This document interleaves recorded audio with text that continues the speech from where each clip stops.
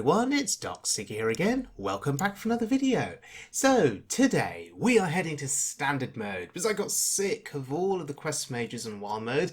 We're heading over to standard mode, looking at footage recorded at the end of the April season, and we are playing Vigormortis' Hybrid Hunter. Vigormortis, that's a great name by the way, and this Hybrid Hunter deck is a tremendous amount of fun to play. Now I know I said that about all decks, but honestly this is really fun. It's a mixture of dragons, beasts and spells, and one card in particular that caught my attention is Vereesa Windrunner. On Battlecry, equip a weapon. After your hero attacks, gain +2 spell damage for this turn, and there are a nice variety of spells in this deck, like Arcane Shot, Rapid Fire, Corrosive Breath, which can go face, or help to clear the board, whichever. So I think that's pretty cool and very much unexpected. My win rate with this deck is relatively positive. Yes, it's only a very small sample size, but 6 wins, 2 losses. I think that's pretty good, considering that I have very little experience of playing the deck before I started recording footage for the video. So I think it proves that you can pick this deck up quite easily. I love the beasts in this deck, so Augmented Porcupine and Zixor Apex Predator. Of course, you can buff the beasts with Scavenger's Ingenuity and Scrap Shot. The dragons in the deck are not to be underestimated. Rotnest Drake is actually one of my favourite dragons to play because it is amazing single target removal.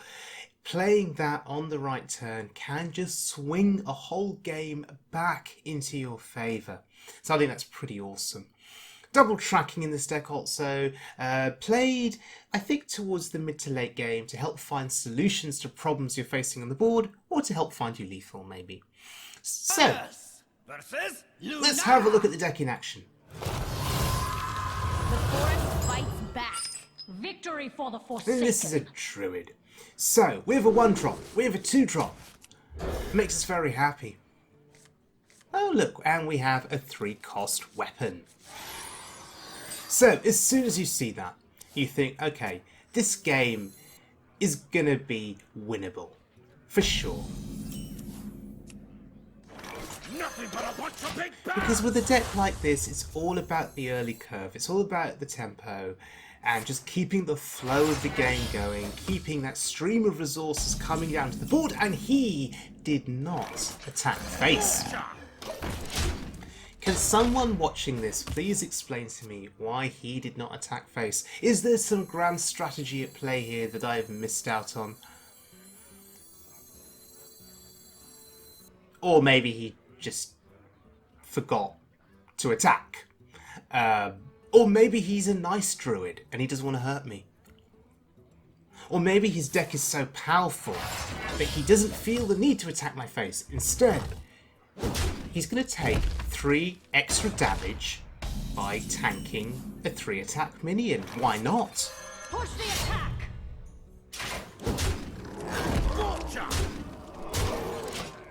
Now surely it must mean that he has swipe on turn 4, right? Otherwise, why would you face tank a fairy dragon? Surely you have swipe on the 1-3 and it kills the 3-1. Otherwise, why would you do that? Unless you want to tank another 3 damage. Wow. So that 1-2 has done so much extra work for us here. That's incredible. A simple spell. Now I want to keep the pressure Push going. the attack. Play the dragon, keep the pressure up, and it gives us double tracking, which actually could prove to be especially useful in terms of helping us find lethal. We'll see. But yes, We must stop this corruption. most importantly, our weapon is intact. We've still got all of the charges on that weapon, which I think is pretty awesome. That's a taunt that's going to be annoying to get through. Not impossible, just annoying. It's going to soak up a lot of damage. So I think to begin with, I want to discover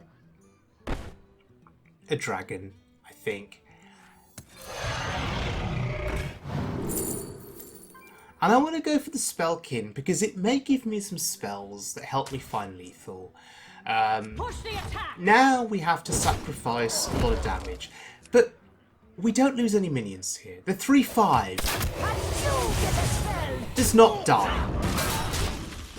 And we have a 2/3 poisonous body on the board because he's clearly some kind of big druid, right? Playing big threats. The 2/3 will contest a big taunt that he plays on this turn and just allow us to keep piling on the pressure. So of course he wants to remove it. Makes sense.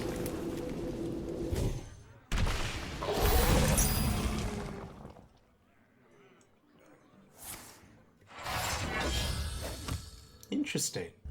Plays the quest now. It's a bit late, honestly. Gotcha!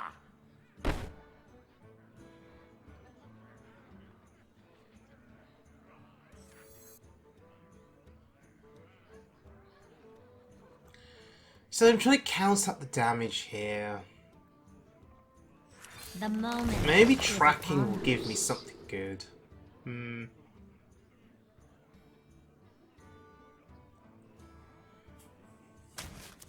Corrosive Breath is damage. So we just keep pushing. Push the attack!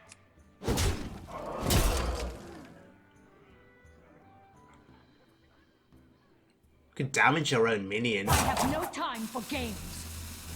And yeah, we have no time for games. The rope is burning. I was reluctant to play the Porcupine. It's not buffed up in any way. But here come the taunts, the big threats now. Big Druid will live up to his name. However, this is a pretty cool way to get lethal. Now we had Arcane Shot too, but that was entertaining. That was cool.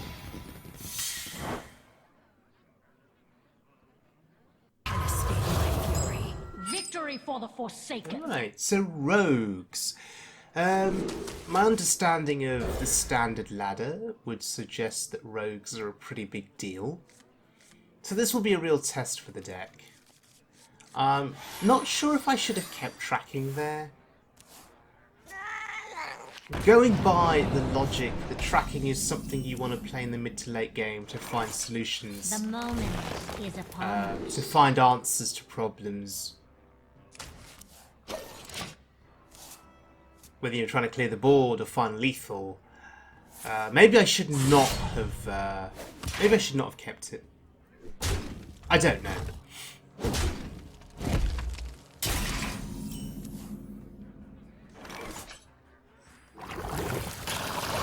And that may feel like a bit of a waste of a Corrosive Breath. We're only killing a 1/2. Kind of.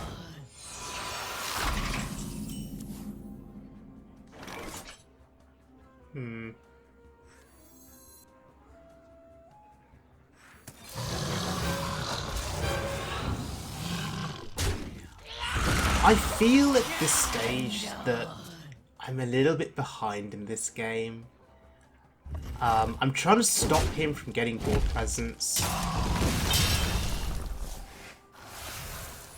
But that plan isn't going too well.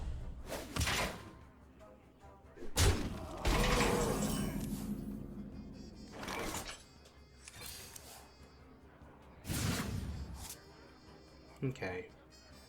At least we've got the buff on the Porcupine. That's something.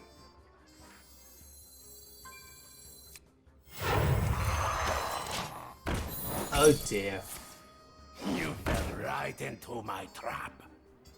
Oh dear, oh dear. Kind of thought that was going to happen. That's really unfortunate.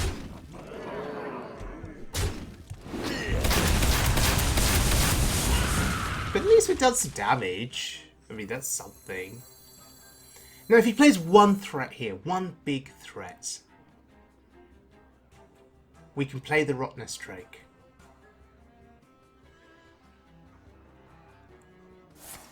Really? To the face? Are you kidding? Oh. Still? Are you sure that was a good use of Eviscerate? We only kill a 1/4. It's not a big threat, but we have the board again. From nothing. And that is what I'm fighting for here. I'm fighting for the board. I just want to develop 1 or 2 minions that can keep hitting face for a couple of turns. And that should be enough to see out the game, with the spells that we will draw into a bit later. Up to no good. Me Or too. am I just playing this horribly? Is my lack of experience with this deck really showing here? Vigormortis, if you're watching this, please be honest with me. Tell me if I'm screwing this up horribly. Oh wow. And just like that, Quickly! lost the board to the rogue.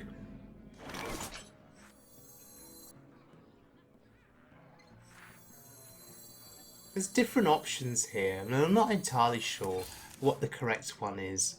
The porcupine, when it dies, will hopefully deal with a chunk of his board.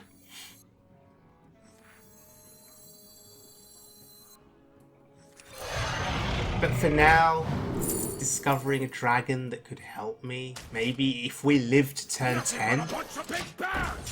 If we survive till turn 10, then Deathwing is definitely an option.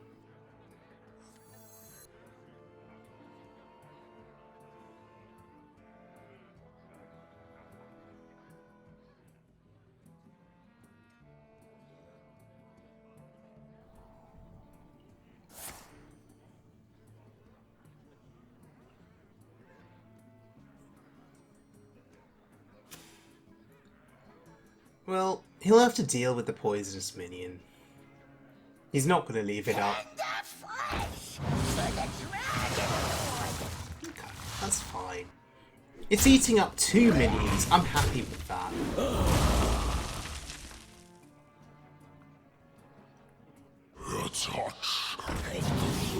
Taste the mana! Now, so far, he's not put anything too scary on the board, and that's a great pickup. We get the prime. That's perfect.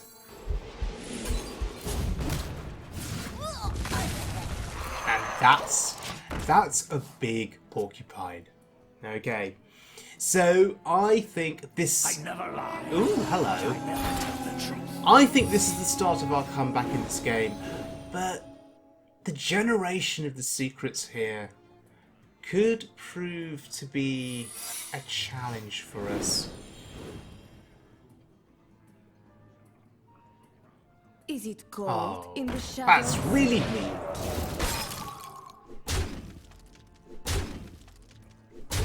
Okay. I think it's time.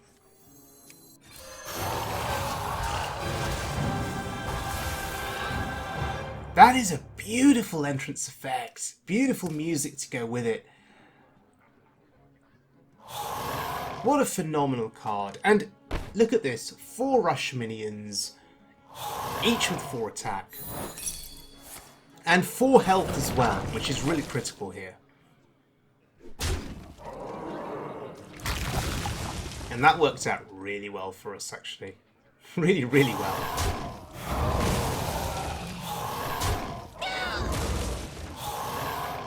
And I suspect that this has just won us the game. How does he come back from this? Winds of the south, come to my aid. That is slightly helpful, but it's nowhere near enough. I don't think.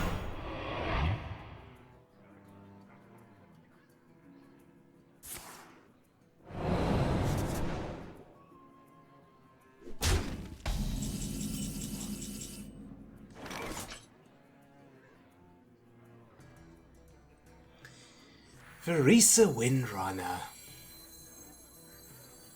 An opportunity to play you. None can escape the fury of the storm! Oh, that's a gorgeous entrance as well. This card is a golden. I didn't craft a golden, by the way. I think I got her from a pack. But what an entrance.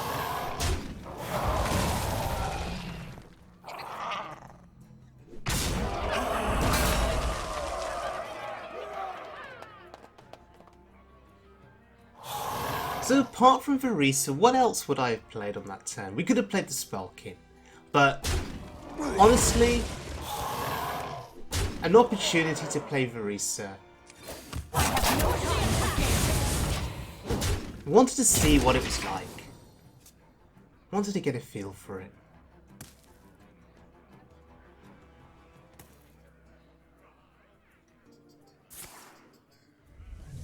Ooh, Thought Steal. That's clever. Oh, Mind Vision. More stealing. Stop stealing. Smart move. Yeah. I can see. Stealing's bad.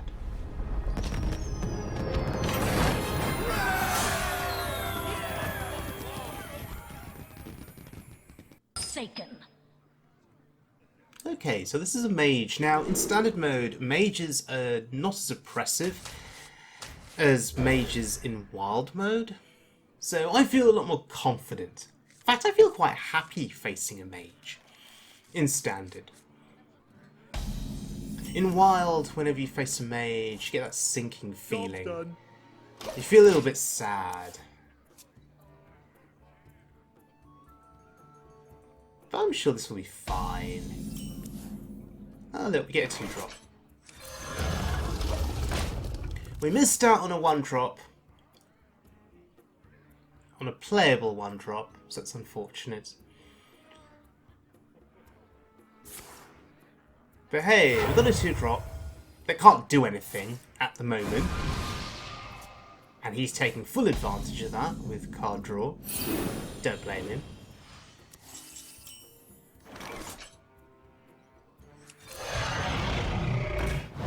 Oh, Ysera. I want Ysera, but no, we can't take Ysera. We have to take whatever is playable. And that is playable on turn 4. And hey, that's 5 to the face. It's pretty good.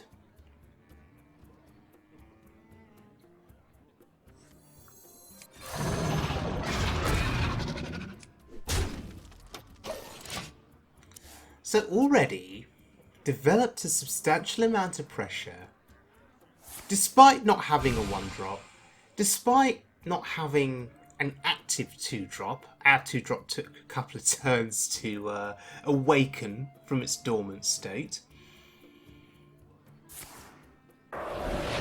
So this looks like a spell mage. What, playing only spells in their deck?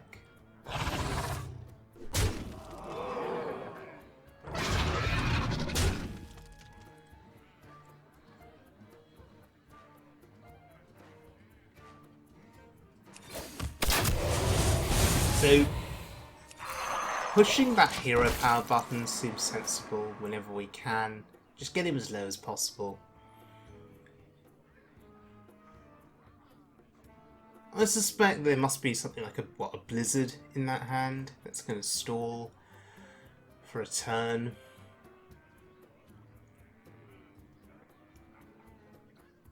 What to do?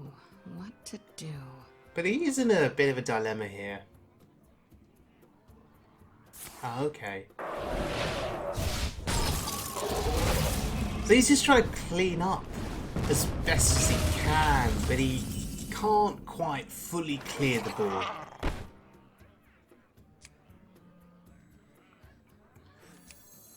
A simple spell should do. So the spellkin there is slightly frustrating because it means that we can't hero power. And I've misplayed there. I've misplayed. We could have played that quest. Yeah, we could have played that quest. I kind of didn't notice it in my hand and then glanced at it and was like, oh, could have played that. A simple spell should I mean, I don't think it's going to matter. It's really not going to matter. He's nearly dead. And we have arcane shots.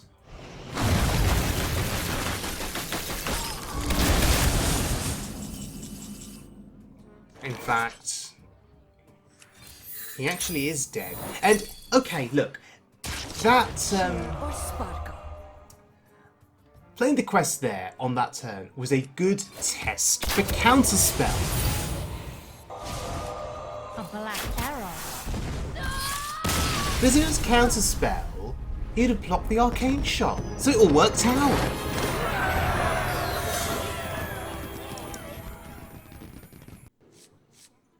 Alright, another big test for this deck then. And it is a Demon Hunter. Now, from what I hear, Demon Hunters on Standard are pretty good. They will never catch me.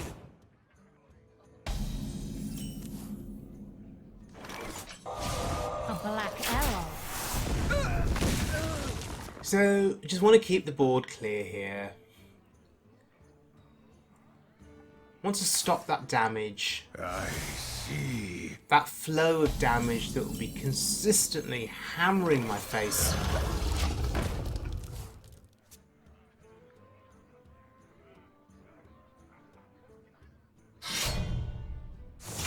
Of course, playing a dormant 2-drop isn't really gonna help us much here. Because here comes that damage.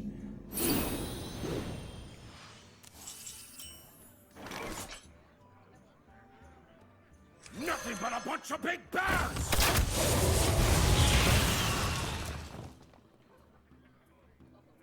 Had a choice there. Could have played the Apex Predator. Oh wow, he's ignoring it. Oh, okay. He's not ignoring it. He's value trading. That's annoying. Alright. Oh, we go face. Of course. So that 4-1 is especially annoying.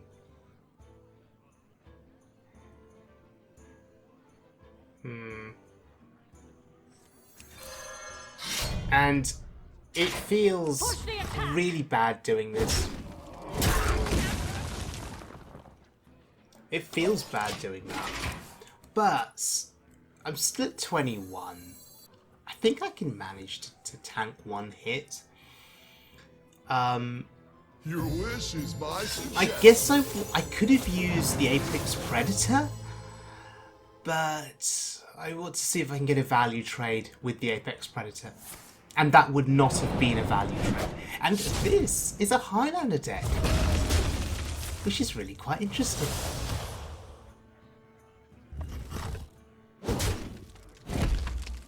Highlander decks are cool because they play A simple spell should a greater variety of cards. And cards you don't expect to see, so a black arrow. maybe we'll be in for a few surprises as this game progresses.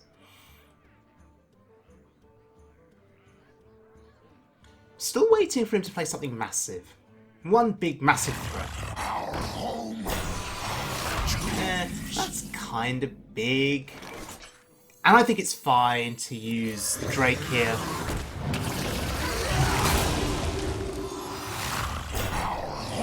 And you get a spell.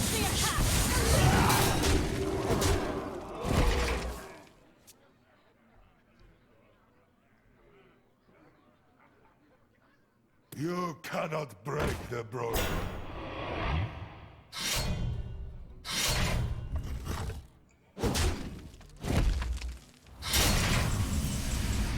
We do have to be slightly concerned about our health total here. We're getting quite low.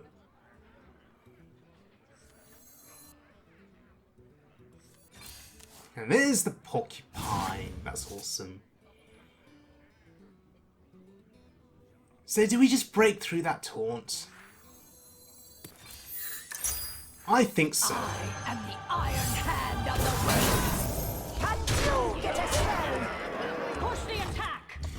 So we're also denying him some lifesteal by putting that taunt to sleep for a couple of turns. My blades will sing. Oh, that's pretty big.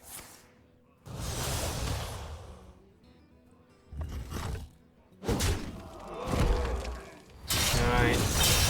He does not clear anything from the board though. Justices. And that's lethal. Can you get a spell? Wow. So, damage potential from this deck. Pretty good. Pretty good. Alright, one final game, and we're going up against a rogue again. So we've beaten a rogue already, we've beaten a demon hunter. To me, those are your two key decks to beat on standard at the moment, I think. Or at least, those are the two types of deck that I face the most often anyway. So, slow start for us, no 1-drop. No 2-drop either.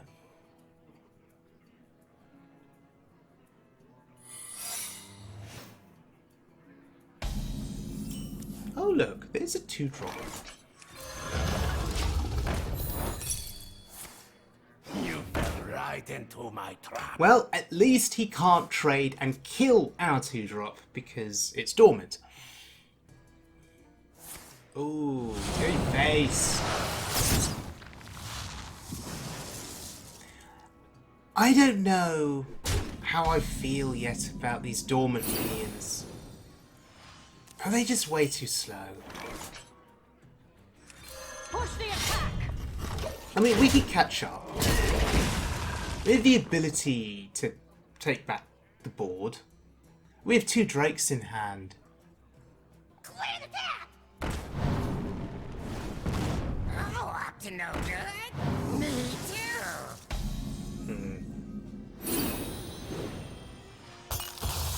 Oh, and this time it actually trades with a minion rather than going face. That's interesting. It was the last 2 times we played that, it went face in earlier games.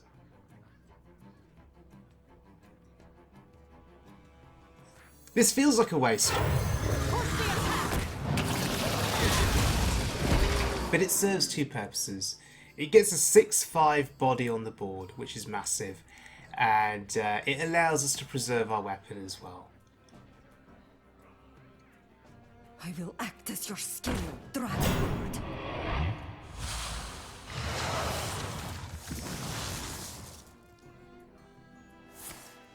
Oh, preemptive backstab. How interesting. Well, we could just do this again now.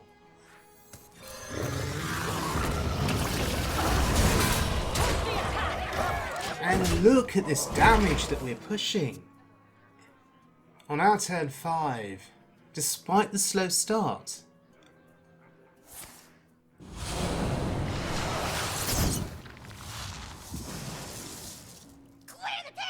And I don't think he has an answer. I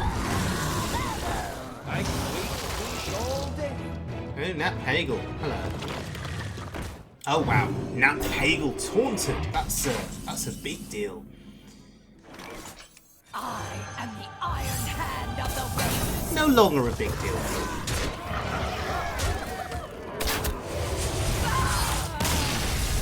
Wow, how efficient and how scary.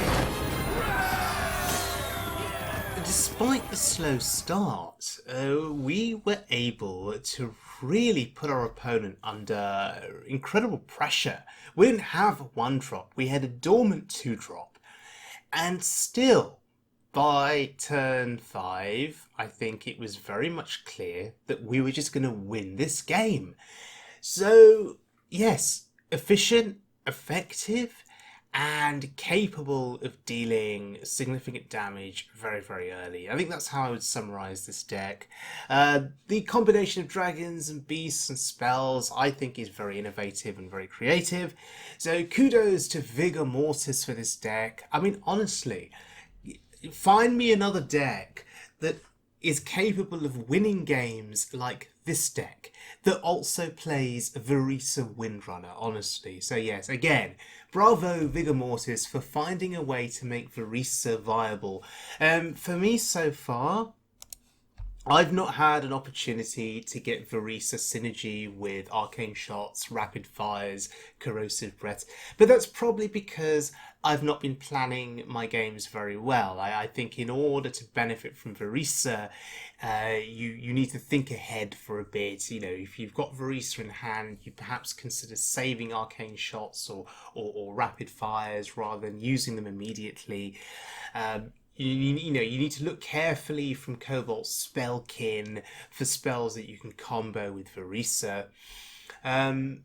So on the whole, really, really fun deck to play, and look, it wins games. We beat a Demon Hunter and we beat 2 rogues. What more can one ask for on the standard mode ladder? So thank you very much for joining me, everyone. I hope you guys enjoyed this video.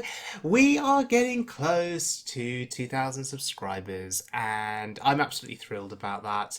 So when I do hit 2,000, there will be another giveaway. So do keep an eye out for that.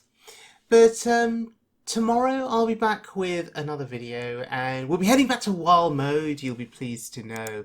And we will be playing Blue Train's Even Hunter for the start of the May season. So really looking forward to that. And so I'll see you all tomorrow. Have a great rest of your Saturday. Enjoy whatever it is you're doing. Stay safe, everyone. Take care. And I will see you tomorrow.